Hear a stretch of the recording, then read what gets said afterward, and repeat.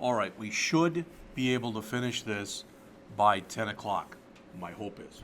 And then you'll have 2 hours to be doing whatever. Now, if we do have class tomorrow, you have the Chapter 2 written test at the beginning of class, and then the rest of the period will be, time for you. I'd love it if you had the Chapter 1 and 2 stuff done. This is really until February 20th. Monday is the only scheduled day off. So it'd be nice if you didn't have to sit there and worry about doing work. All right? I did mention yesterday, I'm saying it again because not all of you were here, I will take the Chapter 1 and 2 work, is due Friday, but I'll take it through Monday. All right? There's another day off. There is. February 20th we're off, and we're off April 14th. And then you're off March 13th through the 17th. But what I'm saying is for the next 6 weeks, there won't be any other days off. Now, if it turns out that we don't have class tomorrow due to the weather, that's going to push everything back. So what we're going to end up doing is we will take the written test then Tuesday, right? And then on Wednesday will be the hands-on. Now, I got to tell Charles because I think I screwed up in the way I told him. Next week, there is going to be a representative coming in here to talk to all of you for an hour. All right? Not just you. We're going to all go next door, and they're going to talk in Charles' room. There is somebody, I guess that Verizon has hired several Rankin grads, and they're very happy with the grads they've hired. Supposedly, they have some job openings. Is it IT? Kind of, sort of. It's more call desk type of thing, but they give you 2 weeks of training. They train you full time. You get, I think it's $11 an hour. If you make it through the training, I think they offer you 40 hours a week, and it's $15 an hour. Now that's $600 a week. That might be more if you've got a job right now than you're making right now. Don't know. Do they work around your school schedule? I don't know. He came in and talked to me for 5 minutes about this morning. All right? All right. Is everybody here now? Or the equivalent of here? Because we're going to create a second project. So I want you to do a file, new, project again. This gets us right here. Please don't go on though, because we do not want to choose console application. We want to choose Windows Forms application. This should be set to wherever you saved your last project down here. If it's not, you can change it, or you can always move the folder over when we get done, if you'd like to do that. But this one, we don't want to call it Windows Forms Application 1. We're going to call this one Payroll GUI. GUI, again, being an acronym standing for Graphical User Interface. So this is going to be pictorial, right? We're going to have our form in there, and we're going to put stuff in it. When we get all done, I'm going to give you this, which has got all the code on it, which is really all this code that's right here. That's the comment we're going to put back in, and that's all code that's written for you. So this is the code we have to put in. And guess what? It's almost the same as the code we put in for the last program. It's a little bit different, but it's almost the same. All right, so I've got Windows Forms application and Payroll GUI here. Again, you always want to make sure the Create Directory for Solution is checked and the Add to Source Control is unchecked. If you've got all that, click OK, and it should build the form before your eyes and look like this.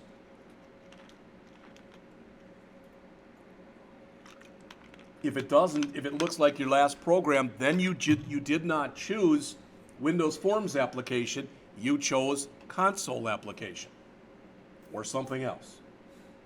I'm looking in the ones I can see. Everybody looks like this right now? All right, let's do our housekeeping that we typically do at the beginning. So if you look up on the screen, everybody, see these little white dots that are here, here, here, etc.? You see those? Those are called form sizing handles. So I'm going to grab the one that's in the bottom right-hand corner. I'm just going to drag out and make it a little bit bigger, so it takes up a little bit more of the screen. You can make it any size you want. You can always change it later if you want to change it. I'm just trying to show you and expose you to some of the stuff that's in here, okay? So again, what I always like to do is to click on my form, and we talked about this last time. Now I will be using the properties window, and the first thing I'm going to do with the form chosen is I'm going to arrow up to the top, and where it says Form 1, I'm going to change this to Form Payroll GUI. All right? That's the name. And I'm going to give you a chance to do that, but then I want to talk about this because I don't want there to be any confusion here. If you changed it like I just told you, name is the way you refer to something in code. Does that make sense? It's its name in code. That's not the name up here. This still says Form 1. That's text. All right, so now I'm going to arrow my way down to where the text is. And I'm just going to change the text. I'm going to say something like a payroll GUI application version 01. And if you say I can't read all that, I can stretch this out so you can. There it is. And it's also, if you look on the screen, there it is, up here. So whatever you put in for the text is going to appear up here. If you don't like what I wrote, you can write whatever you want. You're not turning any of these in anyway. This is for you. And my goal is that by the time you've done this and you've got one of these written, you're going to be super prepared for the hands-on test to do either a GUI or to do a console. With those three problems, you can do each one of them as a GUI, each one of them as a console, or you can mix and match. It doesn't matter. Any questions so far? All right. Now the next thing I'm going to do is I'm going to, again, with just my form on here, all right, is I'm going to go and arrow back up near the top, and I'm going to find the thing that says back color. And I'm going to click on that square where it says control right now. So it looks like this. When I click on that square, I get a down arrow that you see over here. I'm going to click that down arrow, and I'm going to choose custom from what comes up. And then pick your favorite color. You can make your programs as colorful as you want. The only thing I ask, and again, it's not a joke, I don't want black text on a black background or white text on a white background where I can't read it. I don't find that funny. When I'm trying to grade, you don't want me in a bad mood. Let's put it that way. That's why years ago I stopped grading things when Green Bay Packer football comes on TV. Because I was starting to get mad and I'm like, I can't do this. All right. So I'm going to change mine. I like to use the ones that are in the first row here. I'm going to make mine kind of that orangish color.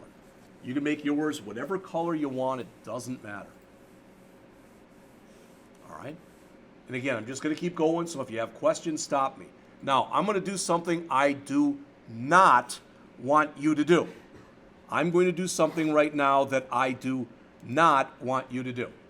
Because occasionally we're all going to do this. I tell you to click on this, but you accidentally double click on it. And what does that do? That opens the code window. And you're like, dang it, I didn't want to do that. If you do that and you open up the code window for a control you didn't mean to do not just highlight it and hit delete. Don't do that. And the reason that you don't do that is not only does it have it here on the screen, it has it in one of these internal files has already been filled up with that now. So if I want to get rid of this, I don't have to highlight anything. What I do instead is I go back into design mode, and if you look up on the screen here, you'll notice in my window, in my properties window, that I've got a few different settings. Well, with the form clicked, I want to click the one that looks like a lightning bolt, the one right here. If I do that, then notice how it says form payroll right there. It now has under load. Now I highlight this and I hit delete. Now it's gone both from the internal file and from my screen. So when I go back here and I view my code, it's not there anymore. That's how you remove things you don't want. Don't just highlight it and hit delete. The other thing I mentioned to you before is always make sure as soon as you add a control, rename it. If you want to know about the trials and tribulation of not doing it that way, just talk to Valerie. All right, and she'll tell you because that's what she went through. All right, we all do it. And if the worst case, if you put a control on it and you're like, this is just hosed and I don't know what I did wrong, then you can go into design mode and just remove the control. That should remove it from everywhere. All right, so we're going to now, if you've done that, if you were following me, I don't want to keep this where the lightning bolt is here. I want instead the one here that's next to the lightning bolt, which puts it basically in that kind of order. All right? So what I want to do now is I want to start painting my interface. Again, if you look up on the screen, I think you were the one who asked me about this. It could have been somebody else. But I'm going to click View, and I'm going to choose Toolbox. And that puts my toolbox up here. See that? Again, I clicked View and Toolbox. Now, if I click this little stick pin right there, then it goes away. And it only comes out if I click on it. If I want the toolbox to remain there, I click the pin again, and there it is. I recommend that while you're building the program, that you keep that toolbox open. But it's a personal decision. Some people don't, no, it's taking up too much of my screen. Okay, then don't do that. All right. Now, what I want to do, and this is kind of neat that I've got this up here, is I'm going to do this. I'm just going to show you how I'm going to paint this. I'm going to put in a label right here. And that label will eventually say first name with a colon. Then I'm going to have another label that's going to say last name with a colon. And another one that's going to say hours with a colon. And then rate with a colon. And then gross with a colon. Then I'm going to have 3 buttons down here. This one's going to say calculate. This one's going to say clear. And this one's going to say exit. And I'm also going to come in here and put a text box so I can put in the name, put another text box here so I can put in the other name, a text box for the hours, a text box for the rate, and a text box for the gross. That's the way my interface is going to look. All right, look a lot nicer than that, but you get the idea. So the idea is I'm going to be able to put in here Jeff, Scott, 40, and 10. I'm going to click the calculate button, and that's going to immediately change this to 400. Does all that make sense? All right. If you guys ever come in here sometime and you see like that thing on the floor in pieces, you'll know that. All right. Now, if I click the clear button, so I've done all that. If I click clear, what do I want to have happen? 6 things. I want that to disappear. I want that to disappear, that to disappear, that to disappear, that to disappear, and I want my cursor to be blinking right there. Does that make sense? Finally, if I click the exit, I want to ask the user, you sure you want to exit? And if they say yes, the program should end. All that makes sense? So that's what we're going to draw right now.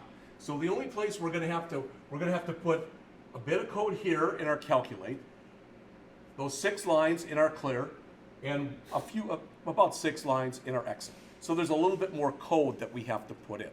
All right?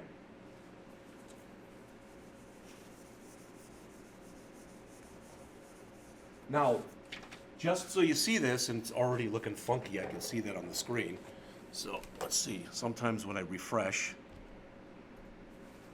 yeah, that did nothing. All right, it ran the program.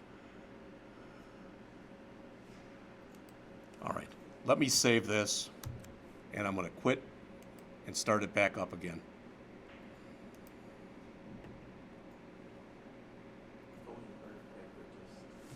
Yeah, if there was just some way to fix this permanently. You know, the guy came over here, and it was, I think you'll all admit, it's a lot better than it was last semester. All right, but they need to come over here again. It's not even any better. Can people live with this right now? All right, I can't, but. Which Yeah, that might. I guess that's the next thing to try. Is it the bulb going out? No, there is a problem with this connection right here that I think is doing everything. Supposedly they know about it, all right, and I did tell the guy that too when he was here, but unfortunately that day it was harder to replicate that. Sometimes it happens a lot. We've gone through periods where nothing seems to happen, but there's like a short in it, so if I bump it with a chair, that's what's happening.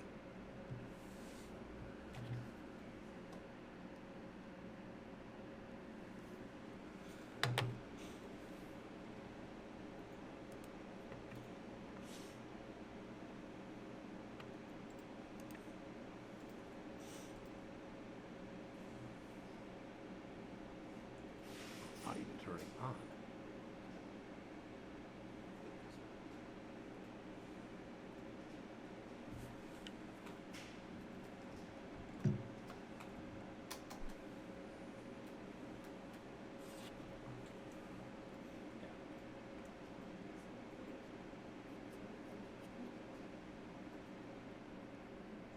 That's off, so that should be on.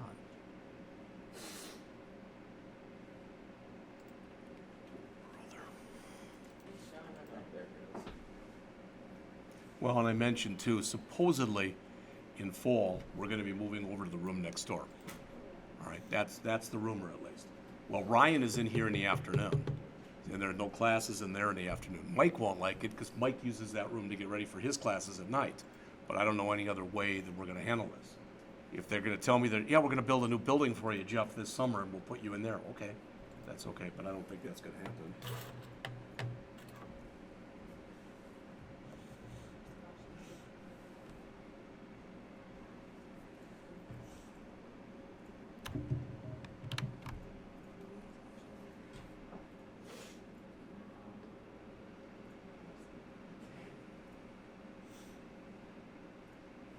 Jeez Louise. Yeah, well, that, I'm sure glad we did that, because that made it a lot better, didn't it? All right, what I'm gonna try to do, is one more thing I can possibly do here, and that is I'm gonna have to reboot the system. So I'm gonna have to stop taping right now.